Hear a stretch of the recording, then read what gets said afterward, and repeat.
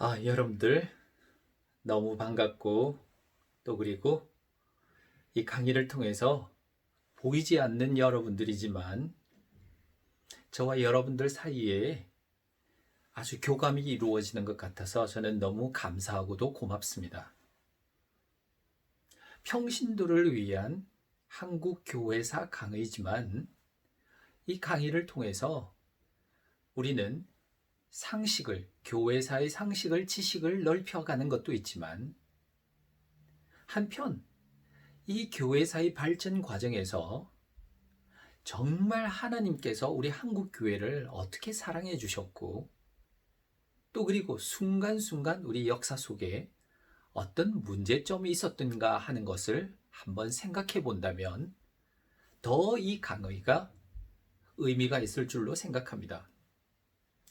지난 시간에는 한국 교회에서 아주 획기적인 일이 이제 발생한 거죠. 뭐냐면 이 땅에 장로의 신학교가 만들어졌고요. 이른바 평양신학교. 그래서 1901년에 조그마한 사랑방에서 시작되었던 2명의 학생을 놓고 가르치기 시작했던 평양신학교가 1907년에 와서 처음으로 졸업생을 배출했다는 이야기 여러분들에게 해드렸습니다. 이들 졸업생들은 정말 한국교회에 디딤돌을 놓았고요. 최초의 목사라는 타이틀도 있지만 그들의 업적을 추적하는 것도 상당한 의미가 있습니다. 그 7분의 성함을 우리가 다시 한번 더 되뇌어 볼까요? 길선주 목사님, 방기창 목사님, 한석진 목사님, 서경조 목사님, 그리고 이기풍 목사님, 송인서 목사님, 서상조 목사님은 서상륜 장로의 동생이라고 그랬죠. 소래교회를 세웠던 매서인으로 활동했던 다들 아주 중요한 한국 장로교회의 기둥과 같은 일꾼이었고 중요한 사명을 완수하신 분들이었습니다. 이들에게 목사 안수를 주기 위해서는 노회가 있어야 한다는 것쯤은 우리가 너무나 잘 알지 않습니까? 그래서 미국의 남북 장로교회와 그리고 캐나다 장로회와 호주 장로회, 이 네 장로회가 합의에 의해서 이 땅에 처음으로 동로회, 즉 독립적인 한국의 장로회 노회를 설립하기에 이르렀단 말씀도 드렸습니다. 이와 같은 취지하에서 다수 모든 행정권과 지리권을 선교사들만이 가졌던, 그래서 그 선교사들은 선교사들끼리 공의회를 만들어 있었어요. 그래서 이 모든 장로의 선교 공의회에서 지리권과 행정권을 다 장악하고 있었지만 이젠 독립적인 노회가 만들어지고 또 그리고 최초의 한국인 목사님이 배출되었기 때문에 조직은 좀 더 확대되고 한국인이 참여하는 노회 조직이 시작되었던 것입니다. 그때가 언제냐면은 1907년 9월 17일 1907년 9월 17일 선교사가 모두 38명 그리고 한국인의 장로가 40명, 그럼 모두 몇 명이죠? 78명이 참여하는 창립총회가 이루어졌습니다. 그리하여 최초로 이제 한국에서 독립적인 장로회, 대한예수교 장로회 한국 노회가 이루어진 것이죠. 그 역사적인 장소는 평양의 장대현 교회에서 이루어졌습니다. 장대현 교회.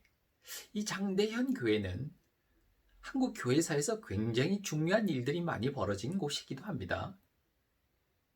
나중에 일제 침략이 본격화되고 종교 탄압 정책이 이루어질 때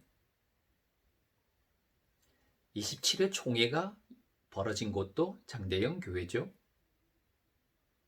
신사참배를 가결했던 바로 그 교회입니다마는 아무튼 이처럼 역사적인 노회 설립의 장소이기도 했습니다. 그럼 초대 노회장은 누군가? 대부흥운동과 아주 밀접한 관련이 있었던 마펫 선교사님. 마펫 선교사 노회장이셨고요. 부노회장으로는 나이가 7명의 목사님 중에 많았던 방기창 목사님이 부노회장이 되었습니다. 재정을 담당한 것도 선교사였고요. 노회의 중요 핵심 부서는 역시 선교사들이 장악하고 있었지만 그래도 노회에 처음으로 한국인이 가담하게 되었다는 것은 중요한 의미를 갖습니다. 노회 이전에는 어디에서 지리행정을 담당했다고 그랬죠? 선교공의회. 그러니까 장로회는 장로회 선교공의회가 되겠죠. 감리교는 감리회 선교공의회가 되는 것이죠. 애초에 미국 북장로교에서는 즉 북장로교 해외 선교부에서는 한 사람의 한국인 장립 목사가 없는 한국 교회의 독립은 시기상조다. 즉 해외 선교부, 북장로회 해외 선교부에서는 어떻게 한 사람의 한국인 목사가 없는 데서 한국 교회의 독립을 얘기하겠는가? 여기서 한국 교회의 독립이란 건 조직화에서는 동로회가 되는 것이겠죠. 시기상조라고 했지만 이제는 그 명분이 사라졌습니다. 왜냐하면 7명이나 배출되었기 때문에요. 자, 그리하여서 정식으로 대한예수교 장로회 노회가 이루어진 거죠. 대한예수교 장로회 노회, 이것이 정식 이름이었습니다. 한국교회가 1885년에 본격적으로 미 선교사들이 들어오고 난 이후로 친다고 하더라도 이제는 그 시기가 15년, 7년, 무려 22년이라는 시간은 흘렀지만 다른 나라, 아시아의 다른 나라들에 비해서는 획기적인 일이었고요. 한국 교회의 성장이 그만큼 빨랐다는 것을 말씀드립니다. 이와 같이 발전 가능하고 성장이 빨랐던 이유에 대해서는 이미 전전 시간에 분석해드린 바가 있습니다. 12여 개의 원인으로 분석해드렸죠. 그리고 이 노회에서 결정한 가장 중요한 결정사항은 장로의 신경의 채택이었습니다. 장로의 신경, 장로의 신조라고도 말하는데요. 우리가 사도신경 하듯이 장로의 신조, 신경을 채택한 것입니다. 12개의 신조죠. 이 12개의 신조의 내용은 이런 것들입니다. 첫째는 성경의 무오설, 성경은 1.1획이라도 하나님의 예정에 의한 말씀에 의한 것으로 무오하다, 오류가 없다. 두 번째는 하나님의 절대성을 강조하고 있습니다.